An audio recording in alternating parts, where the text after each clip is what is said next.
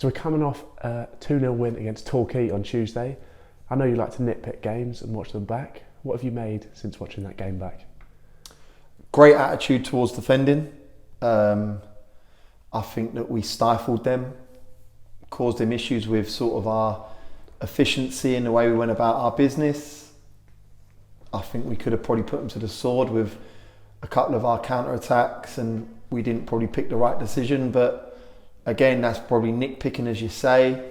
I think the saves, the blocks from our mob in the second half, especially towards the end of the game, was most pleasing. I said to the group that they've gone and scored a shed loads of goals in their last 3 games. I think it was 9 in 3 games, and we kept a clean sheet, which is probably the biggest plus. But for me, overall, pleased that we've gone and got a 2-0 win at home under the lights in front of the fans.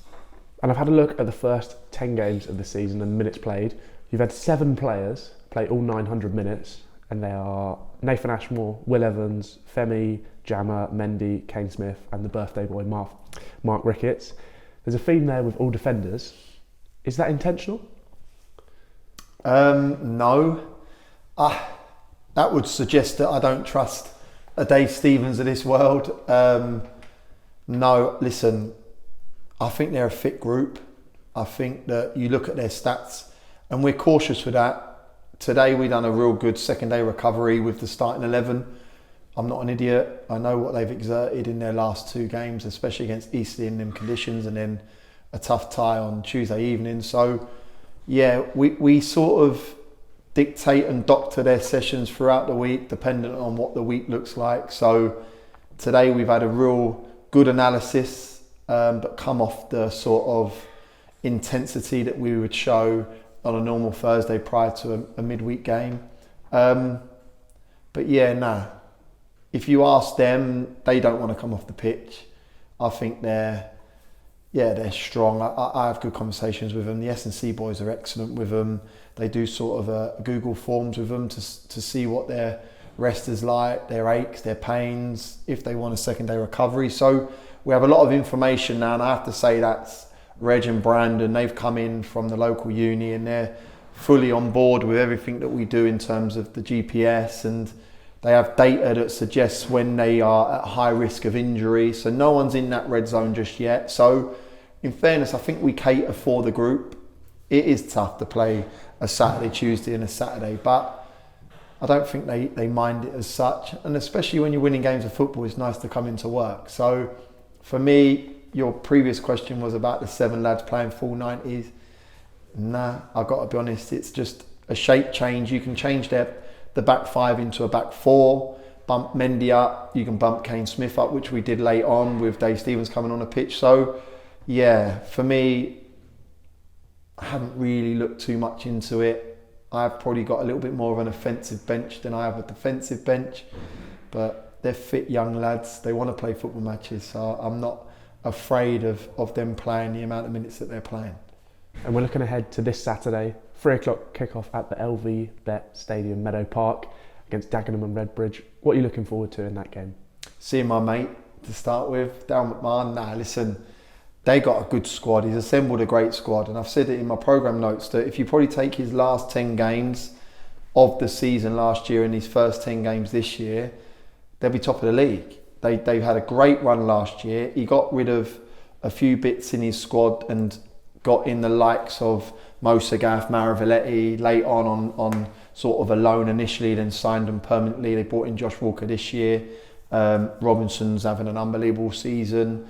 That's a continuation from where he was last year.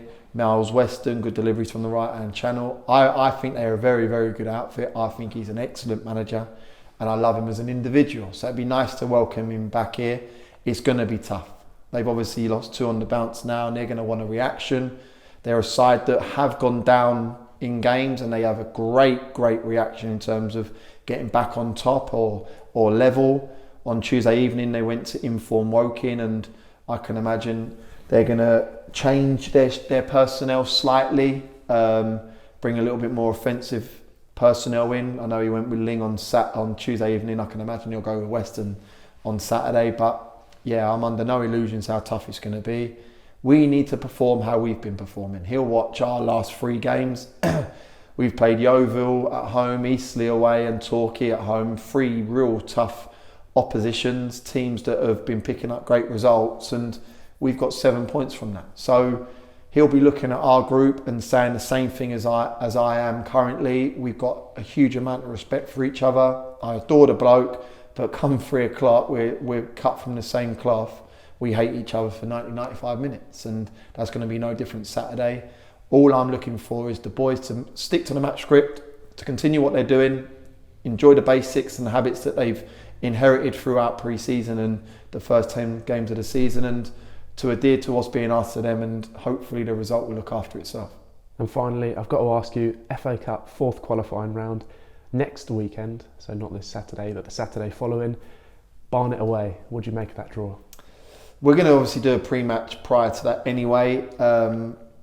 Big test, big tie. I know that there's a lot of my lot in the Barnet area that is excited and are travelling over there as Boreham Wood fans. So yeah, I don't like to talk too far in advance. My programme notes state win the next game. I'm very much about a run of 1 game as opposed to clusters. But yeah, it's a big test. It's a big tie.